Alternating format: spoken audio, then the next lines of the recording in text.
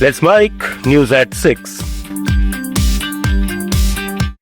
BSE Sensex 302 अंक यानी 0.36% की मजबूती के साथ 84,878 पर पहुंचा, जबकि एनएसई निफ्टी 107 अंक या 0.42% ऊपर चढ़कर 25,790 पर बंद हुआ। दिन भर में बाजार में उतार चढ़ाव देखा गया, लेकिन अंत में हरे निशान पर बंदी हुई। कुछ रिपोर्ट्स के मुताबिक भारत अमेरिका व्यापार वार्ता की उम्मीदों और मजबूत घरेलू खरीदारी ने बाजार को सपोर्ट किया। मेटल और एफएमसीजी जैसे सेक्टरों में अच्छी तेजी रही, जबकि टाटा स्टील और एशियन पेंट्स जैसे शेयरों में 3% तक की बढ़त दर्ज की गई। निवेशक अब आगे के ट्रेड में वैश्विक संकेतों और कंपनियों के नतीजों पर नजर रखे हुए हैं। इधर सोना और चांदी आज घरेलू और ग्लोबल मार्केट में नए रिकॉर्ड स्तर पर पहुंच गए।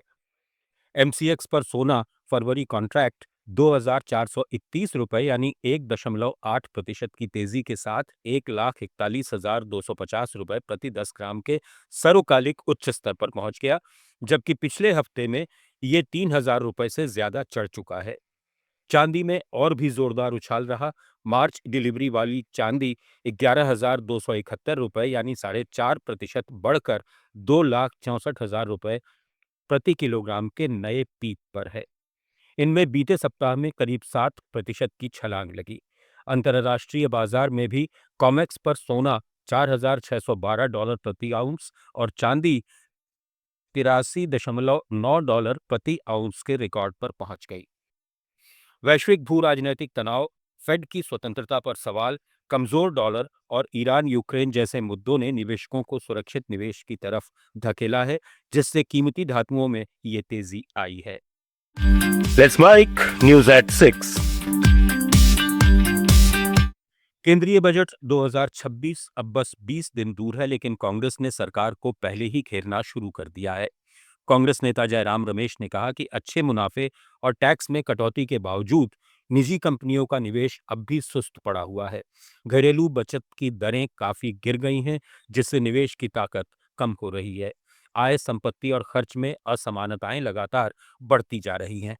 उन्होंने एक्स पर लिखा कि ये 3 सबसे बड़ी चुनौतियां हैं। देखना होगा कि फरवरी में पेश होने वाला बजट इन हकीकतों को स्वीकार करता है या फिर आंकड़ों के भ्रम में ही रहता है। जयराम रमेश को उम्मीद है कि बजट में इन मुद्दों पर सार्थक कदम उठाए जाएंगे, वरना ऊंची जीडीपी ग्रोथ और रोजगार सृजन टिकाऊ नहीं रह पाएगा।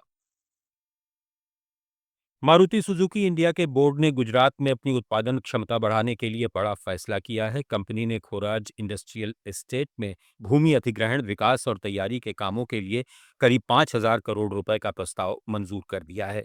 ये गुजरात इंडस्ट्रियल डेवलपमेंट कॉरपोरेशन से जमीन लेने का हिस्सा है और कंपनी की दूसरी मैन्युफैक्चरिंग यूनिट बनाने की दिशा में पहला कदम है। प्रस्तावित विस्तार से सालाना 10 लाख यूनिट तक अतिरिक्त उत्पादन क्षमता जुड़ेगी। कंपनी की मौजूदा कुल क्षमता करीब 26 लाख यूनिट है और वो पूरी तरह इस्तेमाल हो रही है। ये निवेश घरेलू मांग और निर्यात की बढ़ती जरूरतों को पूरा करने के लिए है। कुल योजना में 35,000 करोड़ रुपए तक का निवेश हो सकता है, जिसकी डिटेल बाद में तय होगी। फंडिंग आंतरिक स्रोतों और उधार से होगी।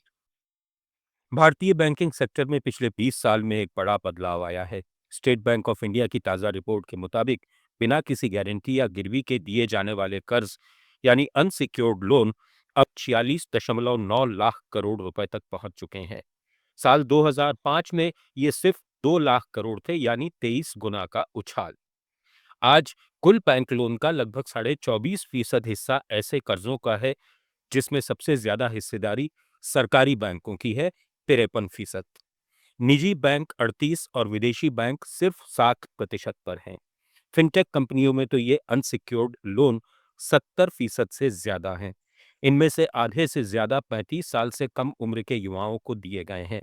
हालांकि अच्छी खबर यह है कि बैंकों के एनपीए यानी खराब कर्ज अब बहुत कम होकर 2.31% पर आ गए हैं। फिर भी आरबीआई और एक्सपर्ट्स कह रहे हैं कि बिना कोलैटरल के इतने बड़े पैमाने पर कर्ज बढ़ना लंबे समय में रिस्क पैदा कर सकता है। न्यूज एट 6 में फिलहाल इतना ही। जुड़े रहिए लेट्स माइक के साथ। आप सुन रहे थे let's mic more than radio. Follow कीजिए हमें हमारे सोशल मीडिया प्लेटफॉर्म